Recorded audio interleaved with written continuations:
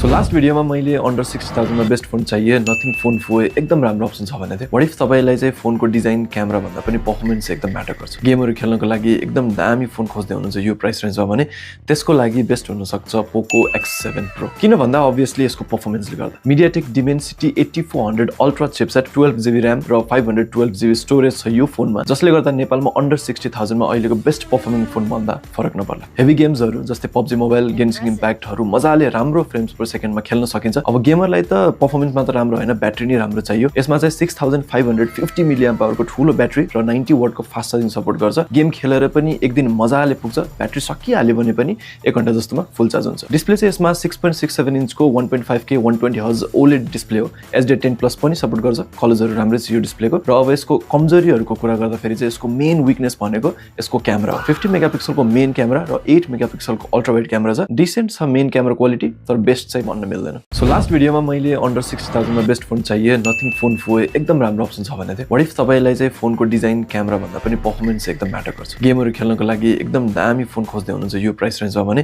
त्यसको लागि बेस्ट हुन सक्छ पोको X7 Pro। किन भन्दा obviously यसको परफर्मेन्सले गर्दा MediaTek Dimensity 8400 ultra chipset 12GB RAM र 512GB स्टोरेज छ यो फोनमा, जसले गर्दा नेपालमा अन्डर 60,000 मा अहिलेको बेस्ट परफर्मिङ फोन भन्दा फरक नपर्ला। हेभी गेम्सहरु जस्तै PUBG मोबाइल, गेन्सिङ इम्प्याक्टहरु मजाले राम्रो फ्रेम्स पर सेकेन्डमा खेल्न सकिन्छ। अब गेमरलाई त परफर्मेन्स मात्र राम्रो हैन, ब्याट्री नि राम्रो चाहियो। यसमा चाहिँ 6550 मिलियम पावरको ठूलो ब्याट्री र 90 वाटको फास्ट चार्जिङ सपोर्ट गर्छ। गेम खेलेर पनि एक दिन मजाले पुग्छ। ब्याट्री सकिहाल्यो भने पनि 1 घण्टा जस्तोमा फुल चार्ज हुन्छ। डिस्प्ले चाहिँ यसमा 6.67 इन्चको 1.5K 120Hz OLED डिस्प्ले हो।